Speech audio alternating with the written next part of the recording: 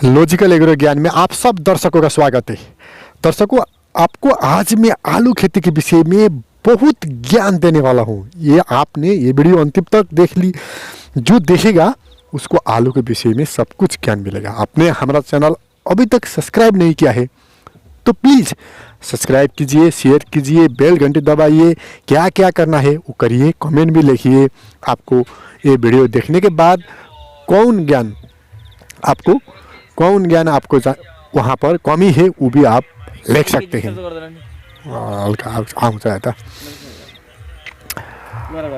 आपने यहाँ पर एक आलू का सुंदर दृश्य देख रहे हैं।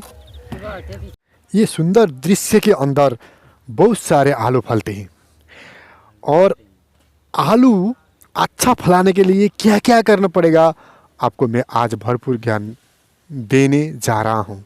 दर्शकों, आलू फलाने के लिए बहुत इम्पोर्टेंट बात बताने जा रहा हूँ मैं आज।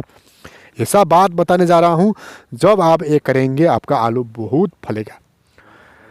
आदमी ने क्या करता है, आलू लगाने के टाइम में जो दिन आलू लगाना है वही दिन मल डालता है, वही दिन विकासी मल डालता है। DAP, पोटास, यूरिया सब कुछ पहले ही दिन डालता है। ये समस्या आलू में मैंने देख रहा हूँ। आदमी ने मल जो दिन आलू लगाना रेडी है वही दिन डालता है। ये बात बहुत गलत बात है, आपको ये ज्ञान होना चाहिए। ये बात क्या है, बहुत गलत बात है। आपने क्या करना चाहिए, आलू बहुत बेसी फलाने के लिए, आलू बहुत बेसी फलाने के लिए हमने 1 महीना के आगे ही पहले ही हमने उस खेत में आपका कंपोस्ट मल, गोबर मल जितना सकते हो उतना ही डालो, कोई मुश्किल नहीं है। और 1 गट्ठा के अंदर आपने कुहरा के मल जो होता है उसको 1 गट्ठा में 5 बोरा मिनिमम डालो। और DAP 10 kg, पोटास 10 kg और यूरिया 2 kg डाल के वहाँ पर अपने बोरन बोरेक्स क्या क्या है वो भी आपके पास जो है वो भी आपने डाल सकते हैं। थोड़ा सा आपका खरानी का जो व्यवस्था है तो वो भी डाल सकते हैं, क्योंकि मिट्टी बहुत हल्का होते हैं। हल्का मिट्टी होने से वहाँ पर आलू बहुत सारे फलते हैं। और हमने आगे मल डालने से क्या होगा, ऐसे मल क्यों 15 दिन 1 महीना के आगे ही मल डाल के 3-4 पटक जोतना चाहिए, उसको अच्छी तरह से रोटावेटर, जोत खन, ट्रैक्टर लगाना चाहिए। क्यों ऐसा करना चाहिए कि वहाँ पर जो आलू में जो कीट पतंग ऐसा उसा सब कुछ लगता है, जो कमिला और वहाँ पर बौसलू ऐसा जो भी कीट पतंग वहाँ पर आलू में देखता है, वो सब कारण है हमने अच्छा तरह का मल नहीं डालने से। वहाँ मल में जो काटपात झाड़पात होता है उस सड़ने के टाइम में वहाँ पर बहुत सारे रोग आते हैं। राता कमिला और ऐसा वैसा आलू में जो देखता है, मिट्टी में होने का जो रोग आलू में देखते हैं वो रोग आते। जब हम मल को अच्छी तरह से पहले 15 दिन 1 महीना के पहले ही हम अच्छी तरह से डाल के वहाँ पर जोत खन 2-4 पटक करते हैं। 3 पटक मिनिमम आपने जोत खन करना चाहिए, 2 पटक रोटावेटर लगाना चाहिए।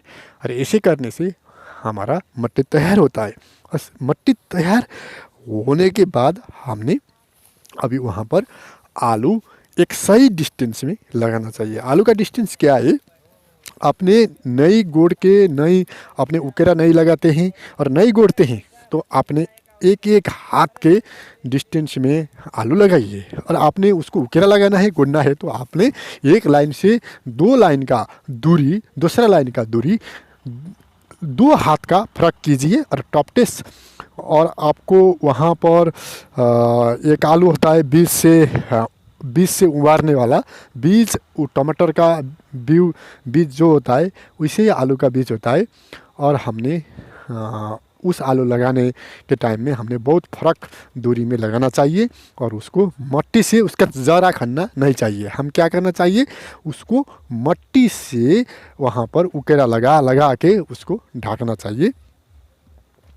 TPS आलू होता है उसको हम बहुत सारे उकेरा लगाते हैं, डैंग में लगाते हैं। और आपने जो मट्टी में झार आता है, पतझड़ आता है, उसको नियंत्रण करने के लिए औषधि डाल रहे हैं, तो आपका उकेरा कोई गोडमेल कुछ भी करना नहीं पड़ेगा। जब आपका वहाँ पर झारपात आता है उसको सफ़ा करना चाहिए और आपने अच्छी तरह से मल डाल के उसको बहुत सही डिस्टेंस में, अपने आलू का डिस्टेंस अपने 10 इंच लगभग 5-7 इंच गहराई में आपको आलू लगाना चाहिए। बहुत अच्छा फलेगा, बहुत अच्छा फलेगा और ऐसे करके लगाना चाहिए।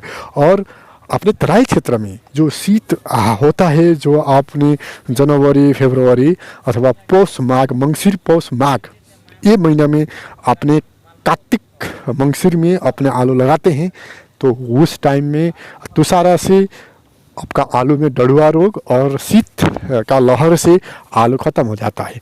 इसके लिए आपने फंगीसाइड का औषधि डालना चाहिए। शीत लहर से बचाने का एक औषधि मिलता है, ऐसा मौसम होने के टाइम में आपने उसे करके इसको बचाना चाहिए, औषधि से बचाना चाहिए।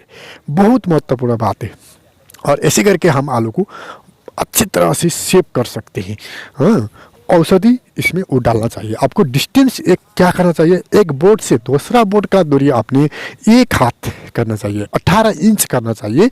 एक लाइन से दूसरा लाइन का डिस्टेंस आपने 18 दूना 36 इंच करना चाहिए मिनिमम। और थोड़ा आपका मल बेसी है तो आप थोड़ा सा पतला लगाना चाहिए। बाकला होगा तो कम फलेगा, पतला होगा तो बेसी फलेगा, क्योंकि वहाँ पर हवा चलना चाहिए और आपको धूप भी अच्छी तरह से पड़ना चाहिए। बहुत अच्छा होगा खेती। अपने यहाँ पर मैं डिस्टेंस दिखा रहा हूँ एक बोर्ड से दूसरा बोर्ड का, और ऐसे करके ही यहाँ पर मैंने जैसे ही कर रहा हूँ आपने भी उसी करके यहाँ पर कर सकते हैं। और इसका मट्टी इधर का उधर, उधर का इधर करके हम इसको उकेरा भी लगा सकते हैं। और आपने अच्छी तरह का आपका जो आपका राता आलू और नीला आलू होता है और श्वेता आलू भी होता है, आपको एक पहाड़ी आलू भी होता है।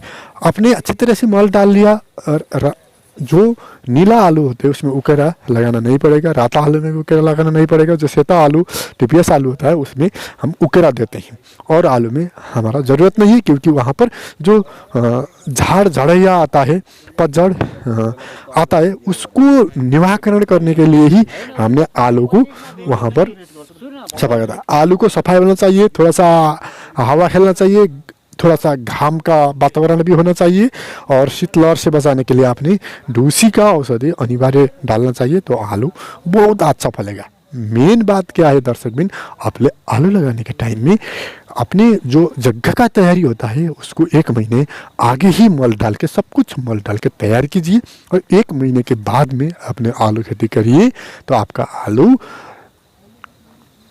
बहुत सारे फलेगा। जो आपने सामान्य रूप से आलू लगाते थे उसमें 2 कुंटल आता था, तो अभी आप ऐसे करके 1 महीने पहले मल डाल के लगाइए, तो आपका आलू 2 कुंटल के जगह में 6 कुंटल अनिवार्य होगा। ये मेरा पूरा अनुभव है और मैं ये कर रहा हूँ।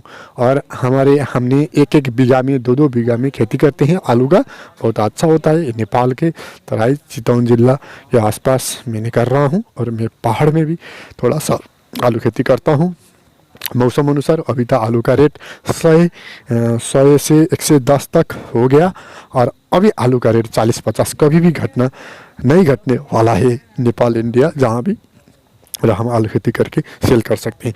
दर्शक बिन, आपने अपना घर आसपास में आलू खेती कर रहे हैं तो आपने खाने के लिए तो आप ऑर्गेनिक उत्पादन कर सकते हैं। ऑर्गेनिक उत्पादन के लिए अपना घर का जो प्रारंभिक मल है, पतझड़ का मल होता है, गाय वस्तु का मल होता है, और कोई भी ऐसा मल, कुहरा का ऐसा कोई भी मल होता है, वो मल डाल के अपने प्रारंभिक खेती करके, जैविक खेती करके अपने ऑर्गेनिक खेती को खा सकते हैं। और आपने ये वीडियो अंतिम तक देख लिया। जब आप ऑर्गेनिक खेती का सेवन करते हैं तो सुस्त होते हैं, हम विषादी से दूर रहें, मेरा ये भावना है। और आपका व्यवसायिक रूप में है तो वो भी सब कुछ करना पड़ेगा। और आपने ये वीडियो अंतिम तक देख लिया, बहुत बहुत धन्यवाद। सब्सक्राइब कीजिए, लाइक कीजिए, कमेंट कीजिए। मैं चिरंजीवी ढकाल भी अभी विदा होता हूँ, दूसरों वीडियो में मैं आऊँगा। धन्यवाद।